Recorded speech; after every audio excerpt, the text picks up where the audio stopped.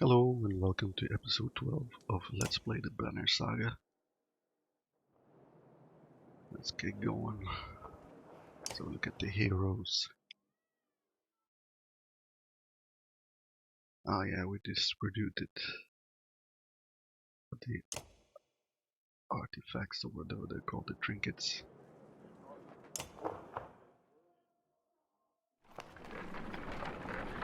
We got 14 days worth of supplies, morale is normal, and only 3 renown. Okay. Someone's been nicking extra goods from the supplies, a concerned woman tells you. Counted these myself yesterday, no mistake. If this keeps up, we'll all be starving before long. Ask clansmen if they've seen anything suspicious.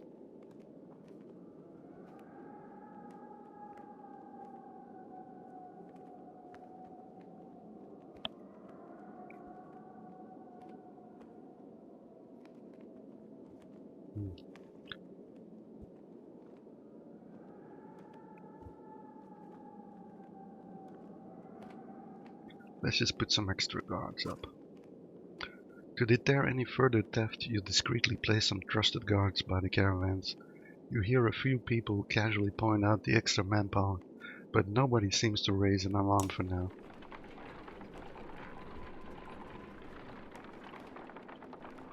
Yeah, let's not start any panic. Gather round, doubters, echoes a shout in the distance as Cromer and his band of warriors breaks through nearby foliage.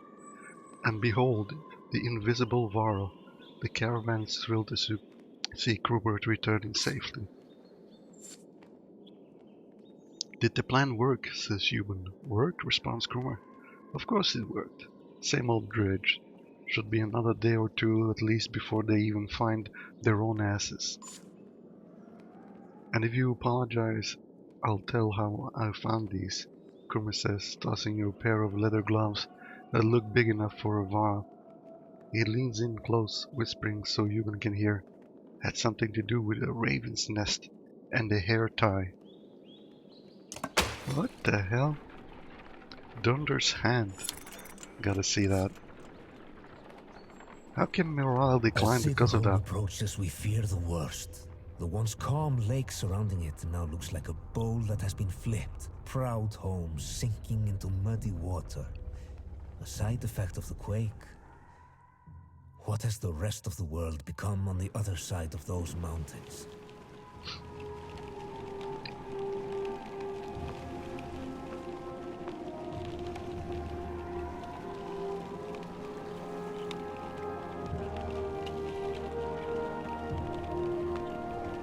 Oh, that house is a little crooked.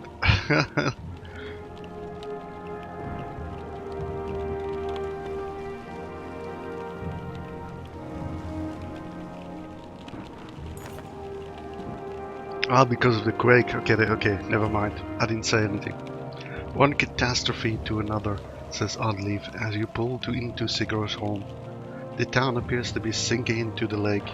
Townspeople peek from dark windows and makeshift hovels are further up the hill. No, says Ivan, looking frantic. Where is she? He runs to the front of the caravan, looking out over the water. Juno isn't here, and you get the creeping feeling you're not welcome either. Going upriver looks out of the question. The beach is bare, aside from the occasional skeleton of a ruined fishing boat. You reluctantly set up camp in the sinking town.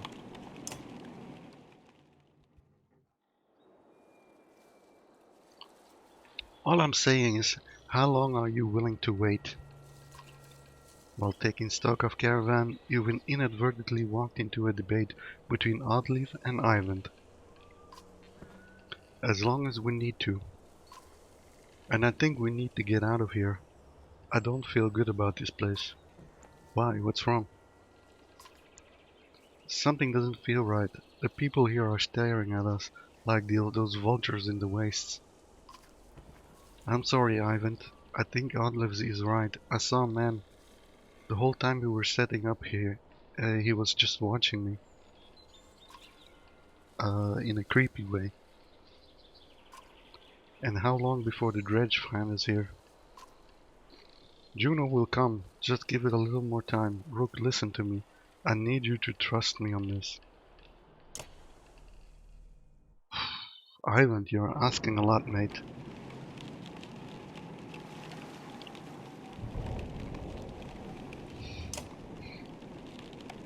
Three food for one renown, okay. It's not too bad. Let's talk to Ivan first. You're really worried about her, aren't you? What? Oh, Juno. Worry doesn't begin to describe it. If she doesn't find us here, or something has happened to her, are you sure what you saw was real? It could have been a dream, or I don't know. You were pretty exhausted. I don't know. To be honest, I'm not sure anymore. Everything is a blur. Don't tell the others I said that. I have to hope it was just a dream. It wasn't just a dream. What's it like to be a mentor? Being a mentor? I guess I never really thought about it like that. It's just part of me. They knew very young that I would join the order. Born into it, you could say.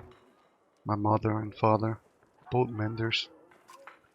The guild is for lots of people now. Builders and healers. Do they all pull lightning out of the sky? No, that's not normal. It's one of the reasons I know Juno. She's one of the council. She helps me control things like this, so we don't end up scaring people. How exactly does weaving work anyway? Well, the hardest part is usually seeing the threads. Everything is part of a tapestry. It's made of threads woven together. If you can't see the threads, you can't manipulate them. I don't know how to explain it really. It's like trying to play a harp with invisible strings. Look at my staff, for example. Some men carve intricate patterns in the wood to help them remember the shapes of... like I said, hard to explain. Why is Bellower still following us? I saw graphite as it burned. Ivan gets a faraway look in his eyes. The thunder blew through it like a tempest. The Var fell in the thousands. Most of the thunder left the city and headed south. Who knows what they are, where they are now? They might be destroying every town they come to, or heading toward Arborang. Bellower stayed in Grafheim just for the sport of it, I think. As we fled to Einertoft, I thought he must want to wipe the Varl off the map completely. But then he came after us. Maybe he knew Ivor was the one who killed Reyes. Maybe, but let's just make sure he doesn't catch up. Do you think this is the end of times? I don't know. I don't know what I think. I wish I could give you a better answer. Even we escaped the dredge. That serpent said the darkness was covering... Even if we escaped the dredge, that serpent said the darkness was covering the world. I don't know how long that will take, or what it means even. I'm just trying to solve one problem at a time. The Mendes are in Arborang. If we can find ships and make it the capital, we might have a chance. You think about what you want to say. I won't take any more of your time. No, it's okay, Rook. I appreciate the talk. It's good to stay grounded. I spend all day worrying about serpents or thunder. I think a lot of people are intimidated, or scared maybe, of me. I don't worry. It's nothing new. I'm used to it. Maybe sometime we can talk about things that don't include the world ending?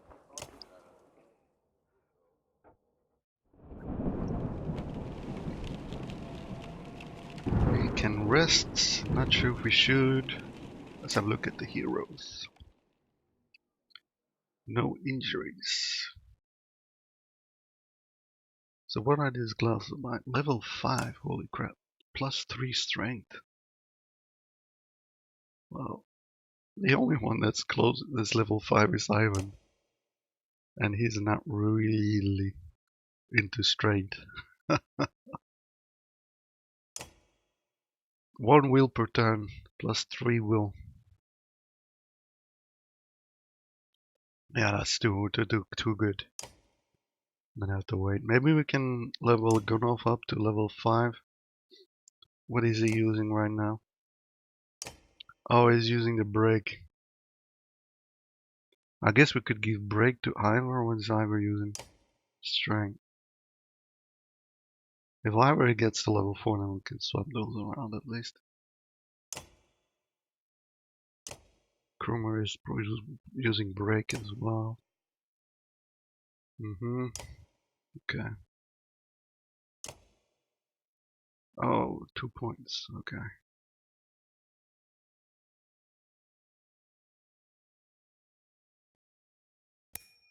Exertion, maybe.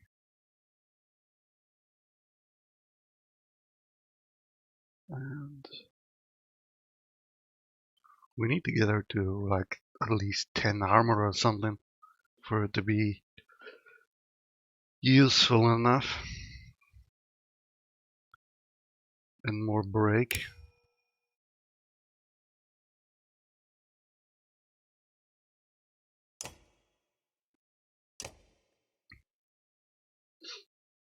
Oh yeah, I've got 23.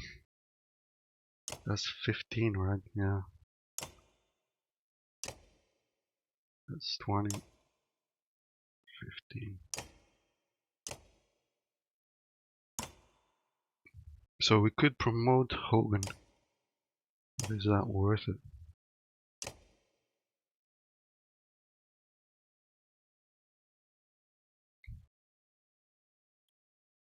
Ah, Cromer is still injured. Okay. Level 3 as well.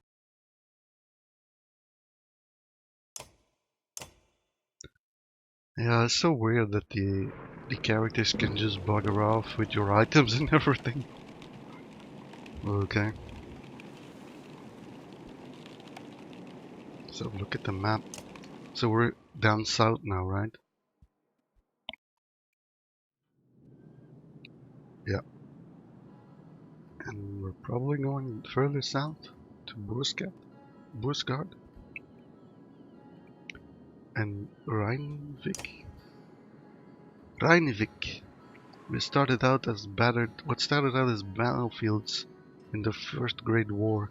Rheinvik transformed into farmland in peaceful times, where the godstone of Bjornulf, god of the drink, seems to still have some influence over the fertile fields that yield a potent harvest, which got sold in every corner of the land.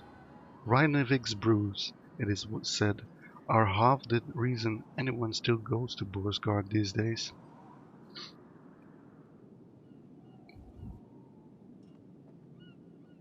Okay. And the road, Sten's March. Sten's March. Not content to stop in Stormland, a man named Sten hoped to find land as rich as Arborang along the new coast. Instead, he found bog. All the way up the coast he went, until ice covered the trees. This is far enough, said Sten, and he stopped in Skor. Alright. He was so close though. So close to the coast.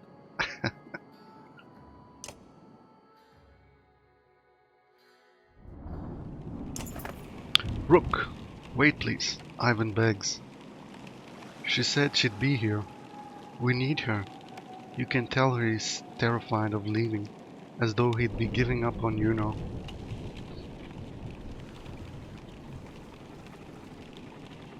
Okay, just a little longer. You tell Ivan you'll stick it out a little longer, but you're not certain how long you're willing to wait yourself. Every day lost becomes more precarious. A scuffle has broken out in front of the houses. "Thief!" shouts one of your people as a group of strangers flee from your camp. Oddleaf is already running in their direction. "They took our supplies," you hear from nearby. Chase the thieves.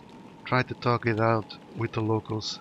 Tell the caravan to get ready to leave immediately. Ignore the theft and protect the caravan.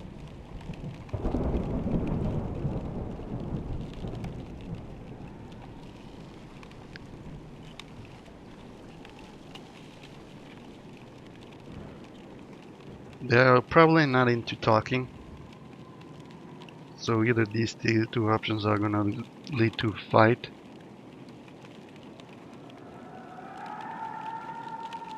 Let's just leave.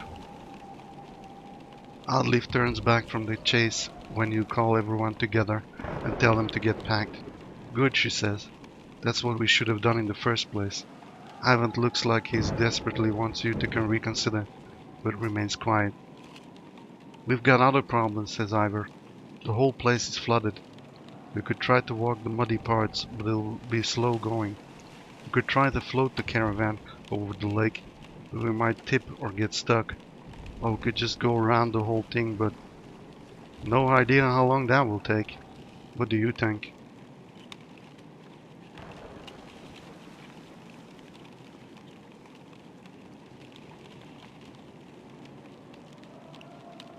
Ooh.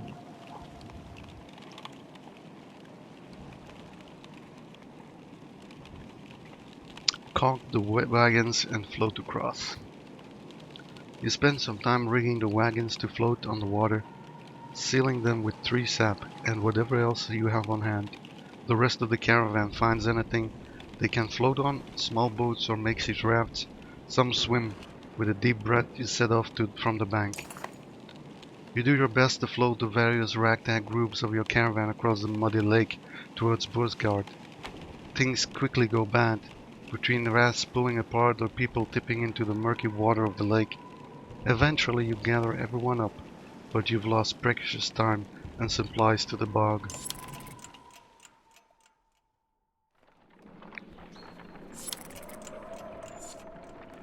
Morale declined.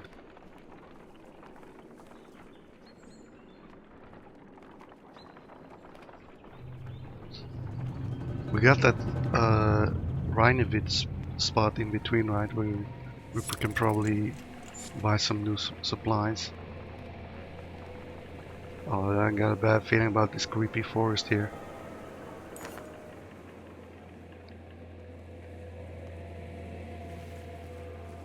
No encouragement or tales of glory will lift the spirits of the caravan.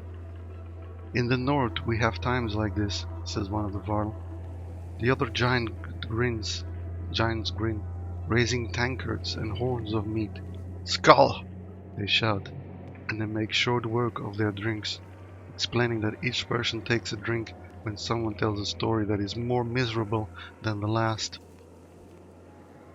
Others join them for the second round and meat is passed your way. Leave the others to the drinking game.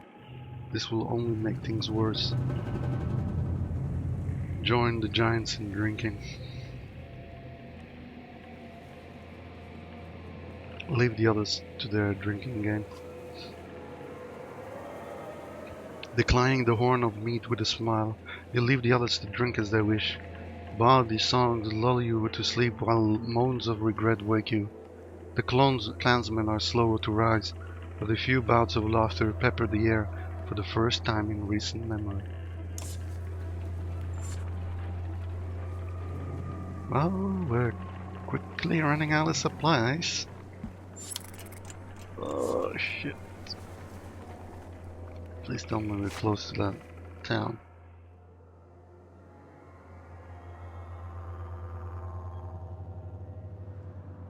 Well, not close enough.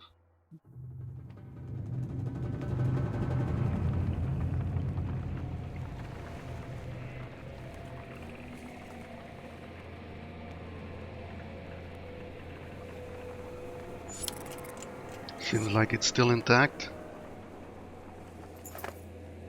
Up ahead, a scout shouts. Some giant hall, but it's empty. You approach the structure but recognize none of the markings. The wall seems unsteady at best. Finally, sleeping beneath a roof, you overhear several families begin unpacking. We sleep in comfort tonight. Keep everyone back until you're safe. You're certain it's safe. It's been abandoned for a reason. Look for any clues about why it's been abandoned.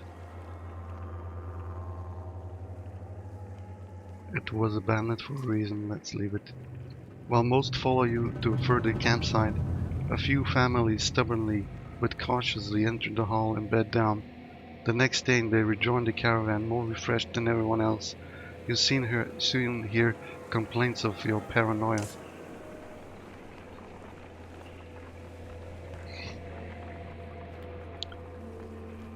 Never good enough, feels Batman. Alright, come on. One more day of supplies. We can make it.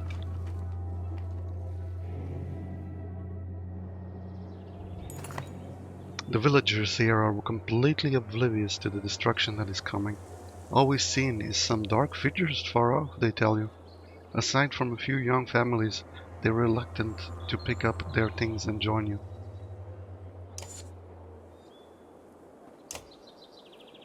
Oh wow. A rare crystal that when struck creates a pleasing sound, often strung on weapons with melodic effect. 2 will per kill, 1 arm per turn. Fabled armors sewn with thread woven by the early menders were said to restore themselves over time. Hmm. Never deflected. Plus 10 crit chance. The simply black sash has said to be wrapped around the eyes of a blind archer who never missed a shot. This dark stormy belt makes such a deep sound you can barely hear it at all. 3 arms per rest, 2 aggro and 1 strength.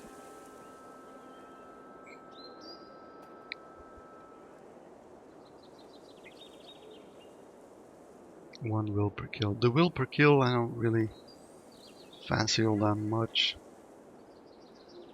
This arm per turn sounds good, and this one as well.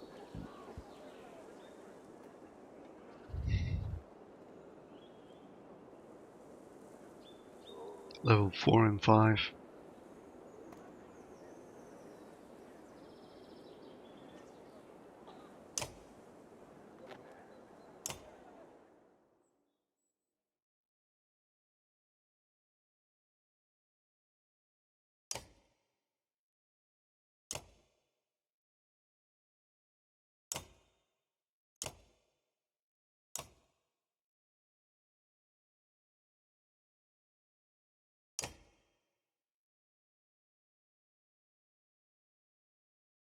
Hmm.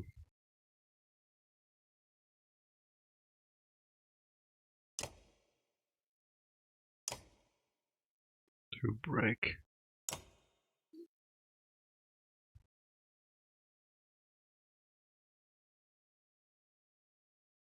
It would be good to give it a chroma, but it's not high enough. We can level him. Then we can give him that, but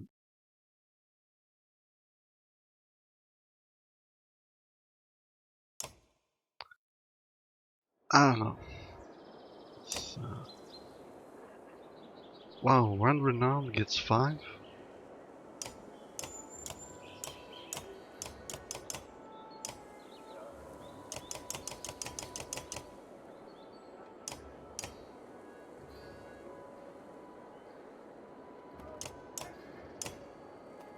I don't know how much we need.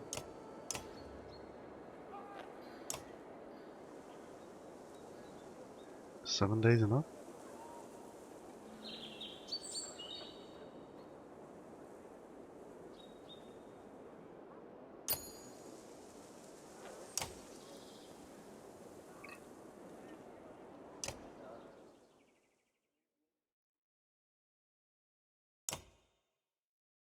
I kind of want to promote Ivor.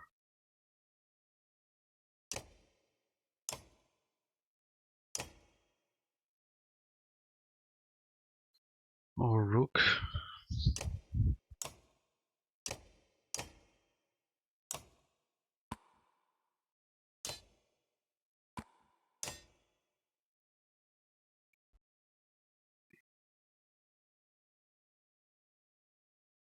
They all got 2 break, okay.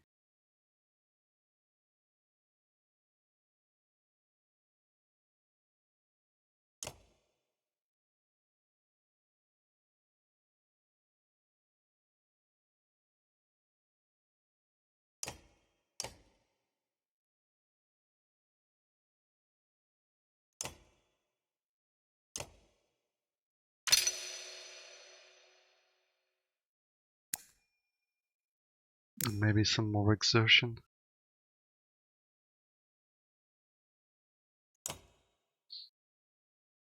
Oh! He's ready to promote to level 5 this one. Crazy. Yeah, no more renown, so gotta get going. Cause it's gonna get tough. Oh, another forest. I know what's coming. All of a sudden we'll be surrounded by the dredge.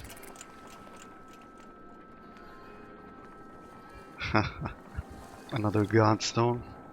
Alright. A trail of blood leads to a clearing where you find a large wounded varl. He is gnawing on his shield, swearing at no one in particular, and occasionally slamming his cudgel on the ground. If not for the heavy bleeding, you'd leave this one alone without a second thought. Leave food and medicine and walk away. We can help you if you want. Try to have healers tend to his wounds.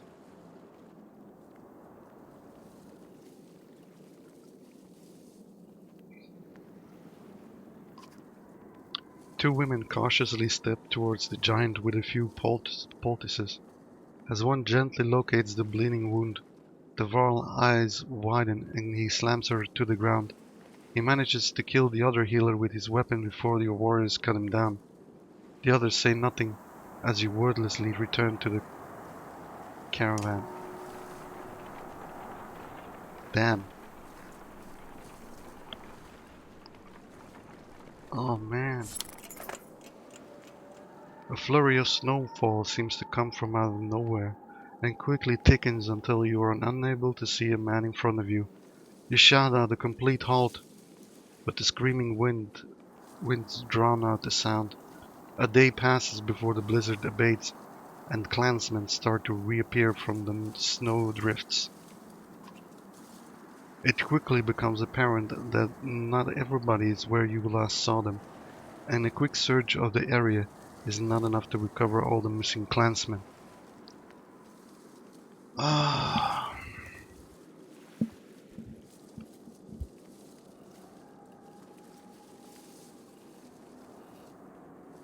Commit to an hour more searching before departing. While calling out for missing family and friends, the clansmen trample the snow into a boggy slush. Any chance of finding tracks are soon lost and the caravan slowly submits to their solemn failure.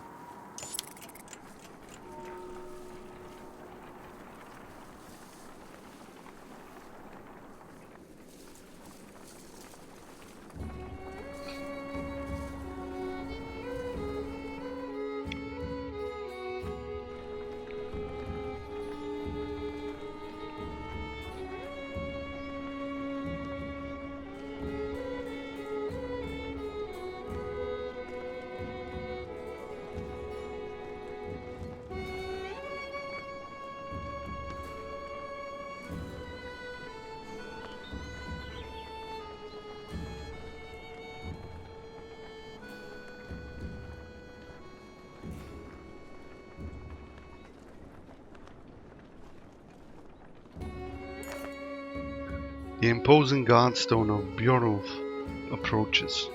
His severe visage makes it feel like he's watching you even now. The caravan spreads out, happy to be free of the confining forests and in open fields. Hogan pulls you aside to show you some red berries growing on an ash tree that looks like it was chopped down long ago. "These shouldn't be growing here," he says excitedly. "I haven't seen these in a long time." He and Mogan busily go about collecting the berries. In fact, in honor of Beowulf, some of the caravan crack cakes of meat and wine before anyone can stop them. "To the only God that matters," they shout. Everyone drinks, and you're glad of the merriment that has swept over the caravans.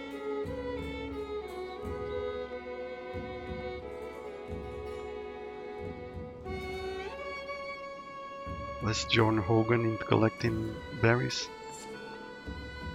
"What exactly are these?" you ask Hogan. "When I would travel to Borsgard with my father, sometimes he'd buy us a few of these," Hogan replies. "Couldn't be a luckier find. See for yourself." You try one and can feel energy returning to your tired limbs. Not taking a few more would be a waste of an opportunity, you figure.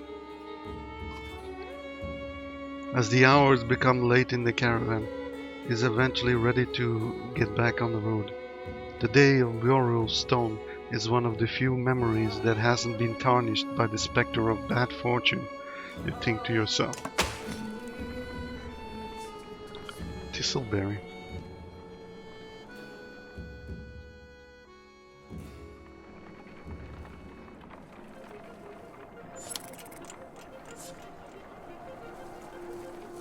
Is that Borsgard? Please tell me that's Borsgard. No! Oh, it's Reinevik.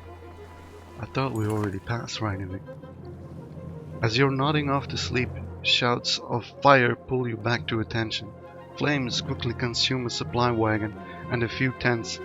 A woman cries out, "My boy!" and points to a burning tent closest to the outlying Var. Two of the giants are motionless, staring at the spreading fire with terror in their eyes.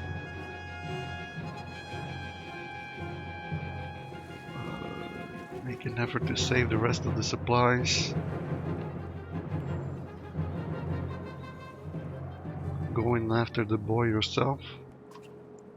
Wrapping your cloak around you, the smoke, flames and the tent becomes a blur. As you grab the boy and slice through the black canvas with your hunting knife, you meet the ashamed look of the older Val while the crowd cheers on your heroic act. Unfortunately, the supply wagon did not make it. "What in the depths was that about?" you mutter to yourself. "Something about the fire," Oddleif tells you. "I've heard of this before. They don't like it. Doesn't change what happens," you think to yourself. Alright, I'm gonna have to starve a little bit. Reinevik is more of a smattering of farmhouses than a proper town. Though judging by stray dredge stalking through empty fields, it is barely even that anymore.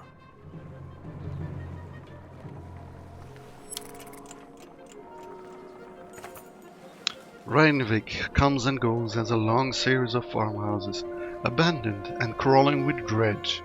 The farmers have probably already fled to Borsgard. You try to hurry past, but are eventually spotted. Dredge start ambling in your direction. "What is this?" points out Oddleif, up near one of the longhouses. In the distance, a large person, clothed seemingly covered in blood, is cursing loudly and stumbling about. He staggers into a longhouse, laughing. The dredge heading in your direction turn back, roaring, and begin to pound on the longhouse door. They seem to be holding a grudge against this particular person. You doubt the door will hold long.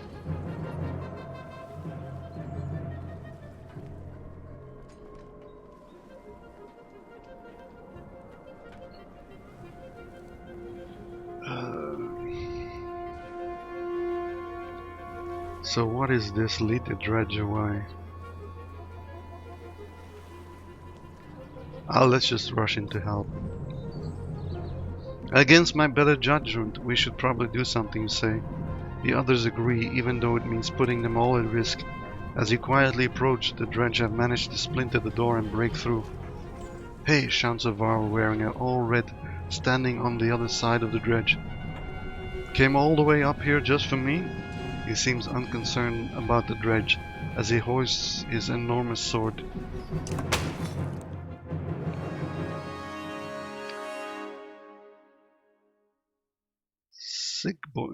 Sigbjorn. Okay. We need Ivant. Crummer. I mean, we're just putting all the varl on there. Poor Angel.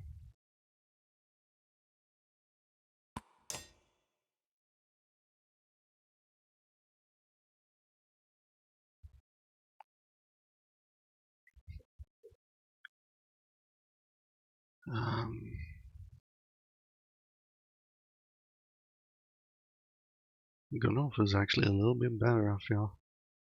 But he has no exertion. That's the problem with Gunolf, right? Next time we level him up, we need to give him some exertion because that's really limiting him.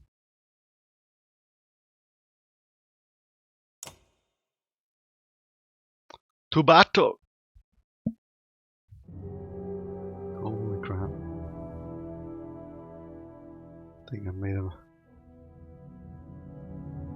have made a mistake here.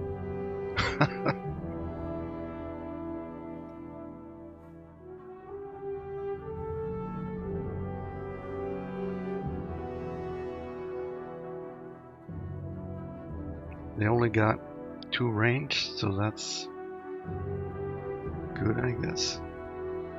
And this is the guy that we have to watch out for.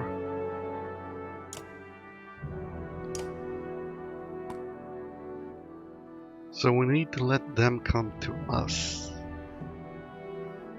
One by one, somehow.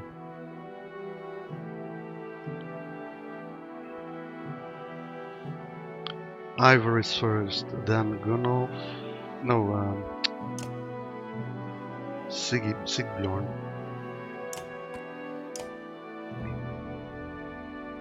But if I attack here, then this guy can come in here and attack us, which is not what we want. Guess we wanted to keep our hitters on this side. So we break armor about 4, then it's going down to 12, then we knock him down below 11, then it's Rook's turn. We might be able to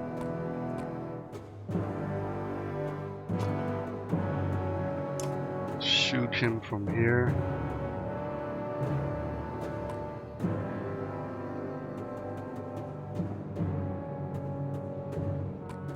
Just play it safe. Ivan over there. And then we somehow need to get to this guy before he can start hitting us. So Gunolf, that's your job. And not sure what we're gonna do with Crummer. We can't squeeze him in. Unless we put Ivor a little bit further here, but then he's open to this guy.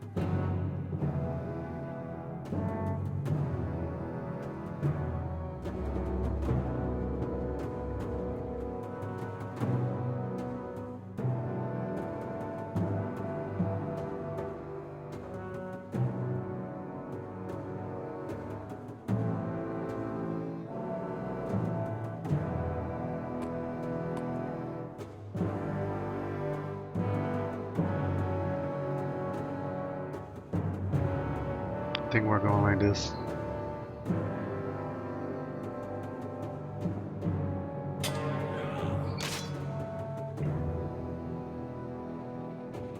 Maybe I should have moved him a little bit closer to there. Because now this guy can definitely get to Ivor.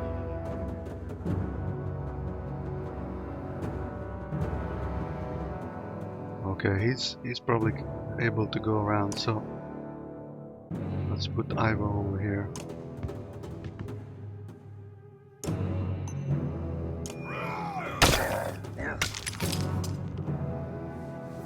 Okay. One armor isn't too bad. We gotta watch out for this guy though.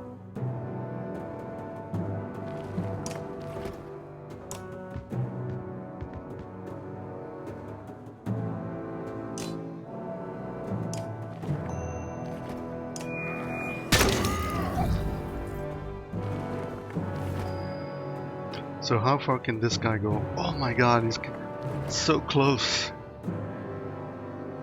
Can we even... Oh, we cannot hit him. I think we're gonna have to rest. Okay, he's coming. That's bad because we cannot reach him with gun off. So we're probably gonna have to put Sigbjorn on it. So we're moving in gun off closer to here maybe.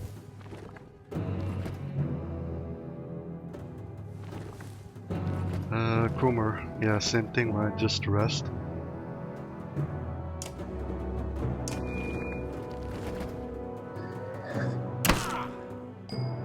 That's... Oh man.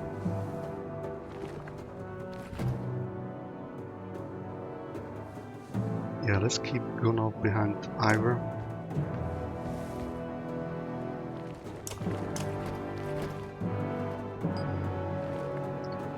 Alright, we're gonna heal Ivor up.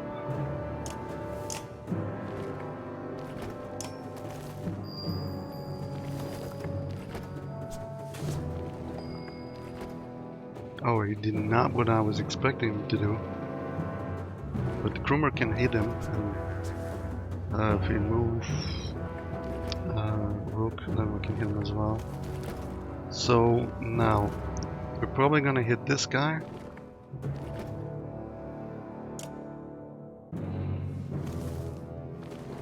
We could hit him with... Is he going to move? Yeah, he got Splinter as well. No, no, that's not what I thought it was. 3 arm damage to dredge causes 1 arm damage to chains to adjacent dredge. That's pretty good though. Who's next? The big guy. No, this one. And then Sigbjorn again.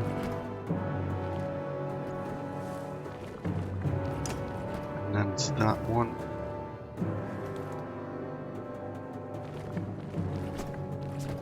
So we can't kill this guy.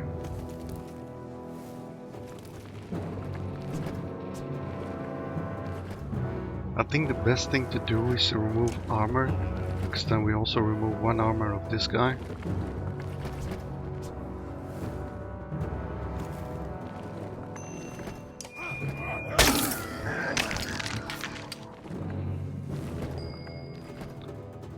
Alright, gotta hit this guy really hard, so he's gonna go down.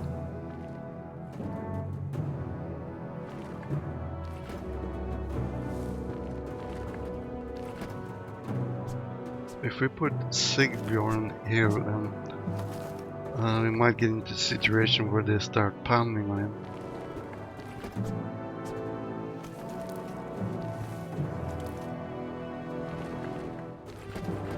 And we need to leave room for Gunnar to come over here. So either over here or over here maybe.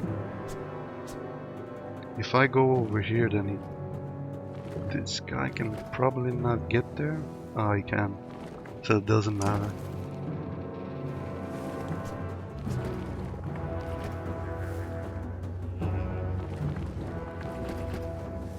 How far can this guy? Okay. So if we move around, we might be out of range for these. Alright, we need... Oh, I can't use exertion or what? Why can we not use any willpower? I don't understand. Well, that sucks.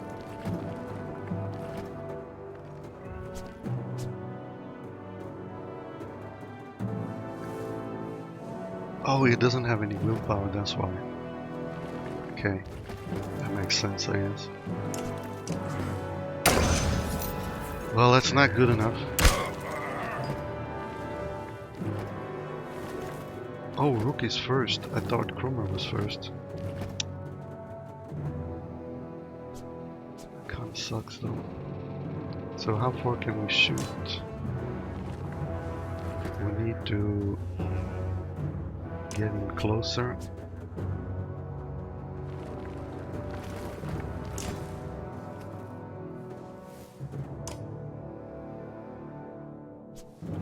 What if I go over there? Can I still hit him over there?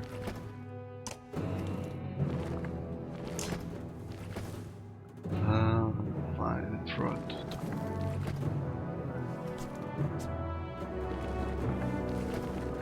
Probably not. And I would have to move over there.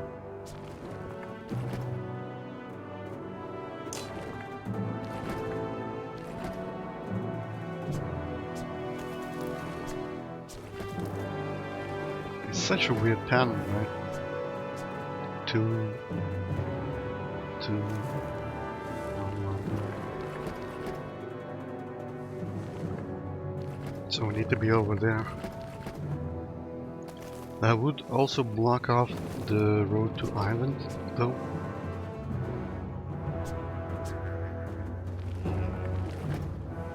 And these probably will run in. Then we have to use willpower. We have 1 willpower.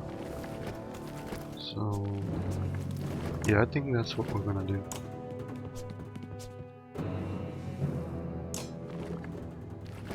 And then use 4.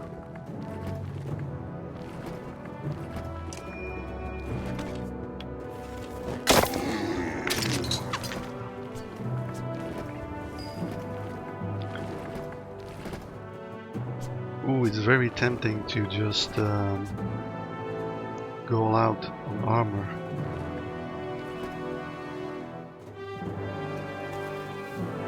Who's next? Oh, that guy, okay. And then that guy. He can't really hurt us, I feel.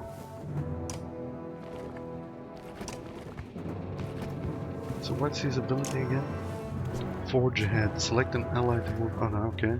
Select one adjacent ally to move the next initiative. Okay.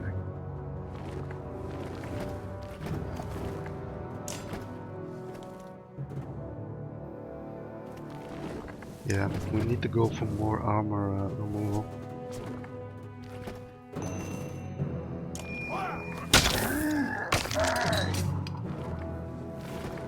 Oh, I did not expect him to do that. That's kind of weird. So what are we doing with Gunalf? We can slice him over here and then rip into this guy, or kill that guy, and then we just make room for this one.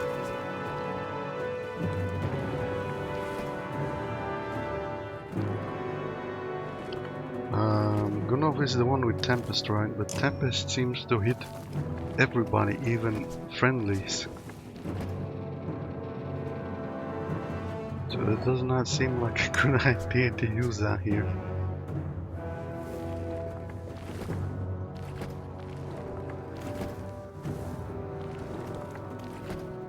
Yeah, that shield slam is the worst, right? Knock the target back. Oh, he's got a knockback as well.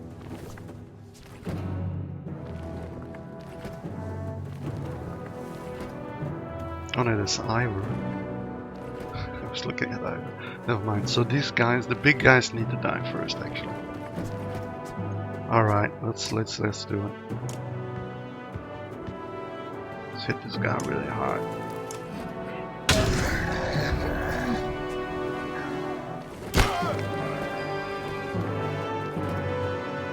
So we can increase armor.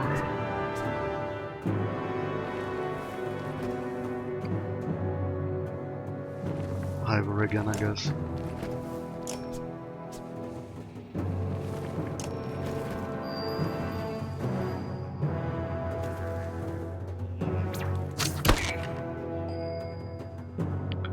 Alright, it's time for Ivor.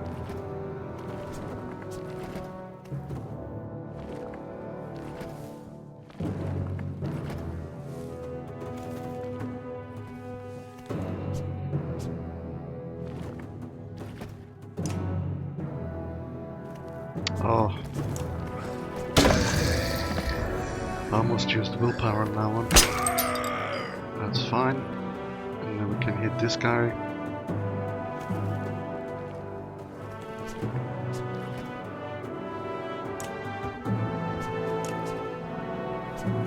Oh, let's use some willpower here.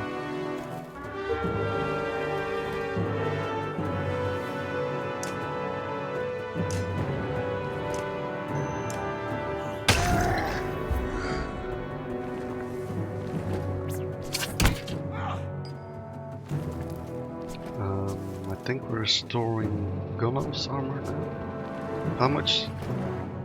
Oh no, it's Rook. Never mind. Ivan has 10. Okay, that's good. So, who are we shooting? We can shoot this guy.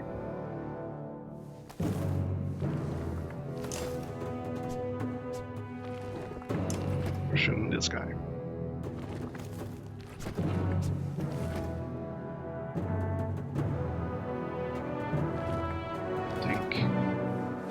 Hold on. If I can remove armor from one of these, let's kind of cycle through all of them, right?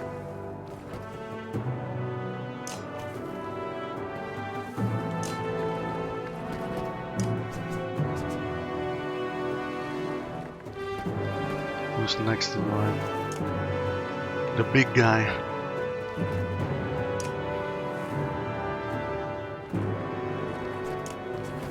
No.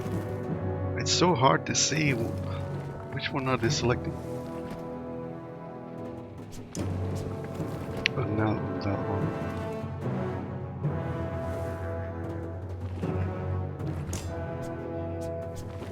Alright, let's move a little bit forward. And then see if we can... Nope.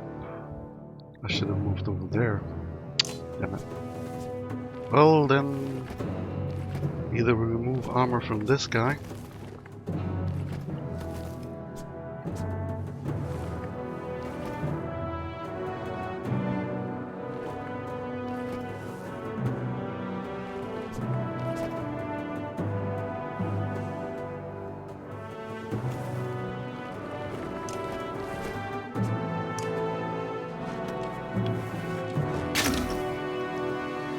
Oh, we didn't cycle through him. Then I should have killed him. Okay. Glad we sorted that out. Low willpower.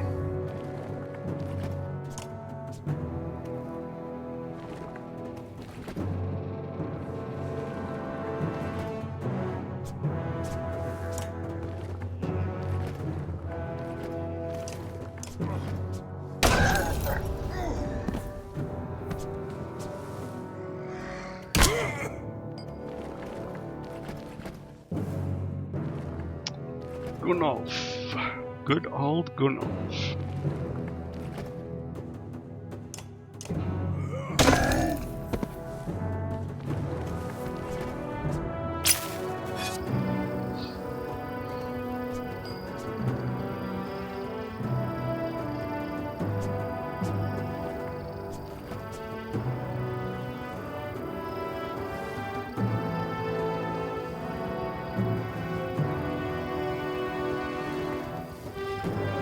I wish I could heal too, but can't.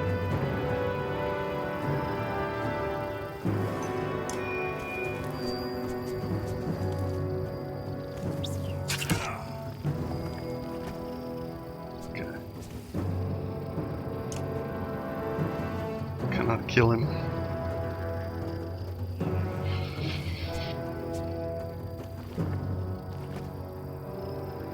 So if I can't kill him, then maybe I shouldn't be using my willpower.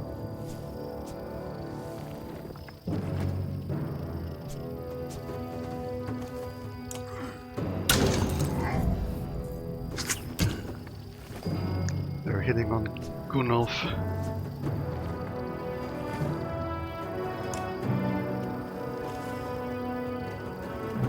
What's his specialty actually? Oh, Tempest as well. Scarlet Feather. +2 move and 1 minus aggro. Alright, let's see. Oh man, I should have moved. No, I can't. Not enough willpower. So Tempest is gonna hit both of them. And what's his rank? I'm guessing it's rank 3 because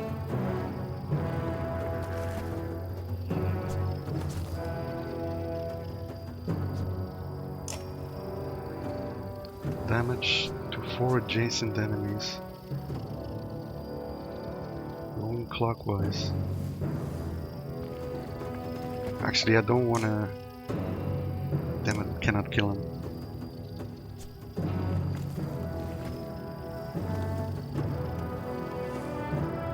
Alright, I wanna see what this Tempest thing can do.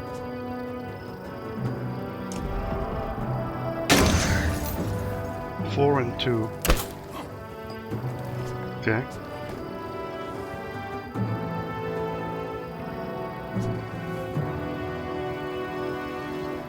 It's Rook.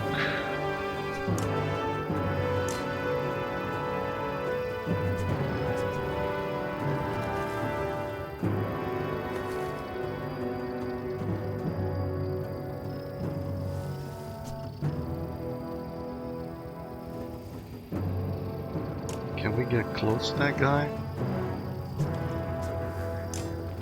It's 5, right? So 2, 5, no, not even close.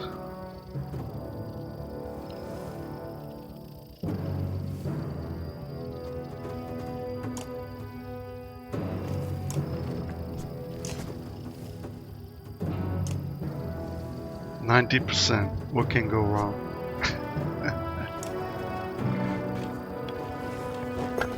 Ah, deflect.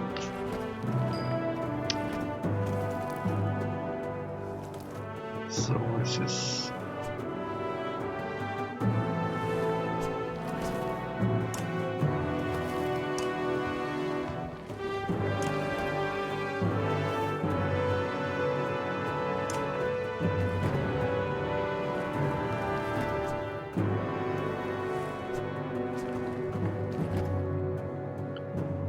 if I harm that one, then I can't do much against us anymore, except remove armor. Oh, reinforcements. Damn it. Okay. When is Ivan after Gunnulf?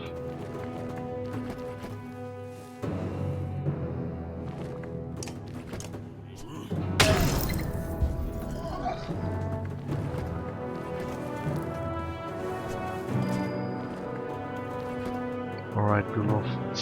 Do it. Do it, Gunnulf! We can kill that guy.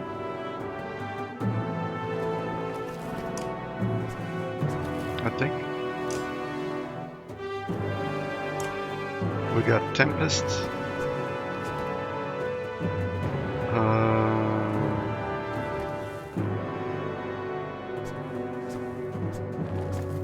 We can go Tempest. Rank 2. Strength damage to 3 adjacent enemies. Going clockwise.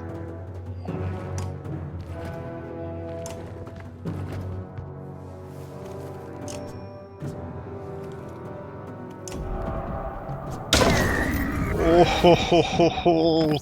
Gunno! You madman! You crazy man!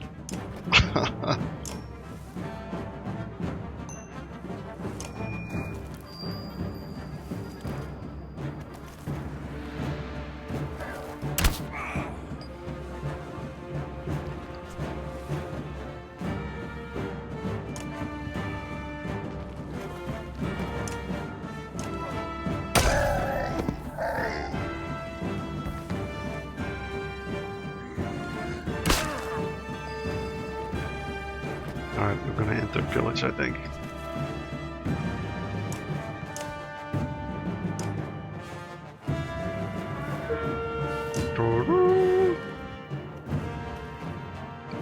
Why can I use... I should be able to use willpower on this. Ah, okay.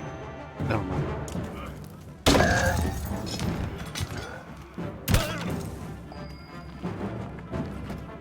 Rook again.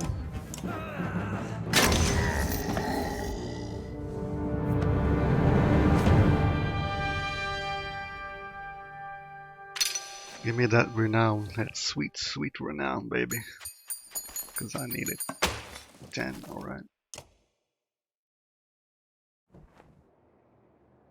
Sigbjorn, welcome to my meat house. Sigbjorn's house of meat. Wasn't expecting a row this far south, or this drunk. I can see that. There are people huddled in the corners of the meat hall, looking on with uneasiness. Who are all these? Who are all you people? No, they're my friends. They made this place. It's not really mine. You lured the dredge back to a room full of unarmed people? What is wrong with you? Come on, I saved everyone in here. They shared some fine drink. The best drink. Wait, I was saving your ass. Remember that part? If you knew you'd come up here, you could have told me. What do we do with this guy? How much meat is left? I could use a drink actually. Anyone here is welcome to join us. Yeah. The townspeople show you a huge stack of barrels filled with quality meat and help you haul them back to the caravan. I'll miss this place. Good memories. Are we in cheers right now? 3 supplies. With some help you gather the casks of meat and head back to the caravan. Sigbjorn and the other survivors on tow. The caravan gives the boisterous Varl a large berth as you set out for Bursgard. Alright, set up camp for a second. Well, that turned out alright. Better than expected. Thank you for watching. I'll catch you in the next one.